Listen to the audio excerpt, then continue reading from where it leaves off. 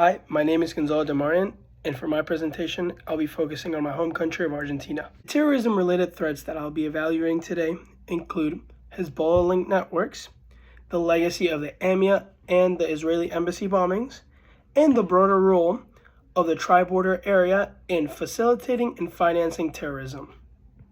The two academic sources I have chosen for this video project include 1. The securitization of the tri-border area between Argentina, Brazil, and Paraguay by Isabel Cristina Soma de Castro, as well as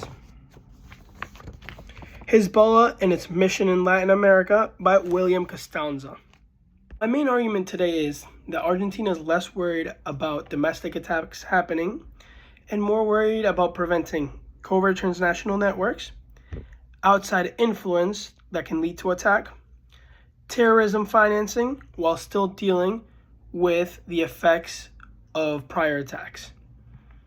Argentina's modern terrorism discussion still centers around two attacks that have happened in the 1990s.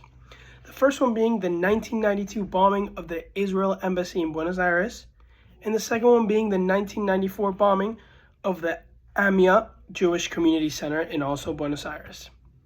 In April of 2024, this case went to the highest criminal court in Argentina, and it blamed Iran for the attacks and said that Hezbollah had carried it out.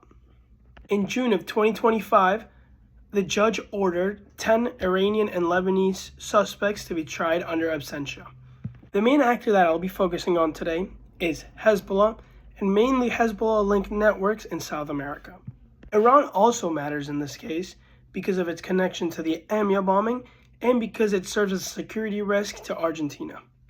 The most important geographic area in this case is the tri-border area, which serves as a connection between Paraguay, Brazil, and Argentina. This matters because Argentina is not dealing with a threat that is inside of its territory, but rather it's a threat that's covert, transnational, and network-based. In this case, my 3M theory paper works, which explains radicalization through needs, networks, and narratives. I argue that networks give people exposure, validation, and access, while narratives justify violence and give people a moral frame for supporting extremism. I also argue that the 3M theory works best for explaining recruitment as well as early commitment, but is less complete when predicting operational violence in a more complex setting. The 3M model works perfectly with Argentina because it focuses more on the network component, which in Argentina's case is about supporting the structure, illicit connections, and transnational ties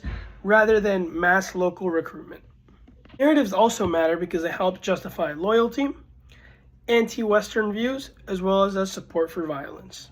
Needs matter too, but less as a domestic grievance story and more as a want to belong as well as to have a purpose in the network. The first source helps explain regional threat framing. Castro writes, the tri-border area is officially considered a safe retreat, sanctuary, shelter for terrorism by the U.S. Department of State. This helps explain how the tri-border area has been deemed as a security threat and how the problem for terrorism is not really inside of Argentina, but more in its borders and neighboring countries. At the same time, Argentina's issue is not really a problem of terrorism within itself, but more of a problem of networks, financing, and facilitation tied to past and future possible terrorist attacks. This is why the structure of the threat matters. It's not really a large public movement. It is more secretive and cellular, with actors using more financial and logistical networks rather than an open territory control. The Argentine government response focuses more on intelligence, law enforcement, legal designation, as well as financial disruptors rather than on military force. The major institution that deals with this stuff is the UIF, which is Argentina's financial intelligence unit, which deals with suspicious matters like financial activity as well as terrorism financing. Argentina also uses the REPT, which is the public registry of persons and entities linked to terrorism and the financing of it. In July of 2024, Argentina added Hamas to the REPD, and then in January of 2026, they added the Quds Force as well. These actions show that Argentina is trying to disrupt the financial and legal infrastructures of terrorism, and not necessarily as a response to an attack, but as a safeguard. The United States also supports cooperation on matters like these that include illicit financing as well as counterterrorism, and also support coordination across environments. The United States supports cooperation on illicit financing as well as counterterrorism in regional coordination matters because the threat environment crosses borders. At the same time, weak border controls, corruption, and smuggling routes make enforcement in the tri-border area a little bit harder. So, Argentina's success depends partly on what happens beyond its borders. The second source helps explain the evidence and policy challenges. Costanza writes,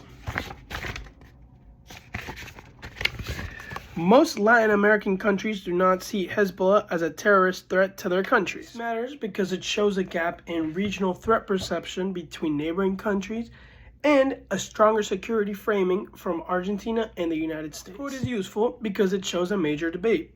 Governments and analysts might agree that there is a network at risk, but they do not always agree on how much direct operational evidence actually exists. This means that Argentina has to respond to a threat that is real in historical and strategic terms, but often difficult to prove in a simple way.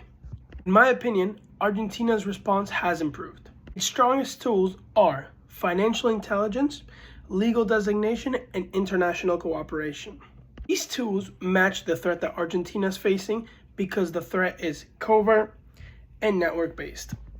However, I would not call the response fully successful yet. It is easier to identify a suspicious environment than to fully dismantle a regional support network. This is especially true in places like the tri-border area where governance gaps and cross-border illicit activity makes it easier for groups like Hezbollah to operate. If Argentina wants to improve further, it should first deepen intelligence sharing with Brazil and Paraguay. Second, strengthen financial monitoring, which includes crypto and informal transfer systems. And thirdly, improve follow-through after designation. The goal should be stronger enforcement and not only stronger public statements. To conclude, the future of terrorism in Argentina will most likely be low visibility, transnational, and tied more to financing and facilitation rather than mass casualty attacks. I do think that this can reach the United States because terrorist financing and logistical networks in the Western Hemisphere have broader regional implications. Argentina has become more active in confronting this threat, but I believe the challenge moving forward will be sustaining pressure on networks that operate quietly and across borders. Thank you for your time.